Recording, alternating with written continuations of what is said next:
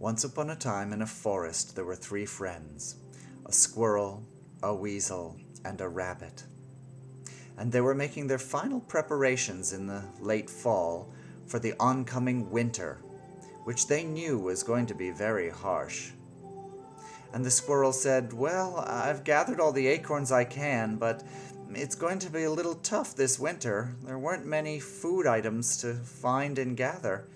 And the weasel said, "Yes, all I could find were blades of grass.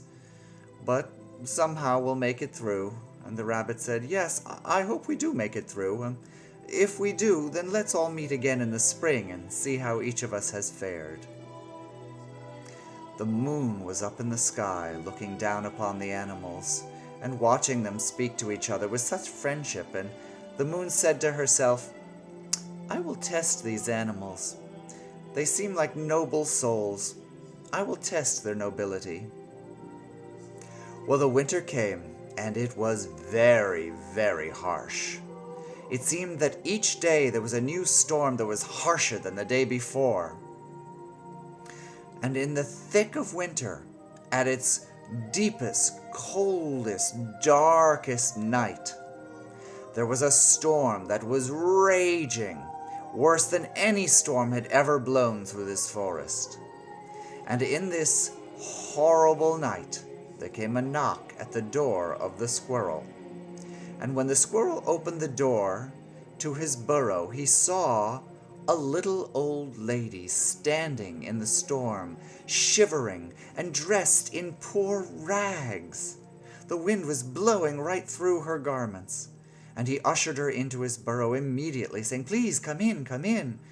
And the little old lady said, "Thank you. I am so tired. I'm so hungry. Have you anything you can feed me?" And the squirrel said, "Yes, please. Take these 3 acorns. They're all the acorns I have left from my stores for the winter.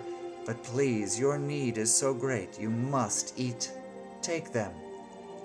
The little old lady thanked him and ate them, and then she and the squirrel lay down to spend the night asleep. And when the squirrel awoke in the morning, the little old lady was gone without a trace. Well, the next day, the storm raged on. It was fiercer than the day before. The snow was blowing in completely sideways, like little ice daggers that would sting you if they went into your skin. And in the darkest part of the night, in the fiercest part of the storm, there came a knock at the door of the weasel. And when the weasel opened his door, there was the little old lady dressed in rags. And she was shivering. And the weasel said, "Oh my, dear woman, please come in immediately out of the storm." And he led her into his burrow, and he closed the door behind him. And the little old lady said, "Thank you for helping me. Have you anything to eat? I am so hungry, and I haven't eaten for days. Please, can you feed me?"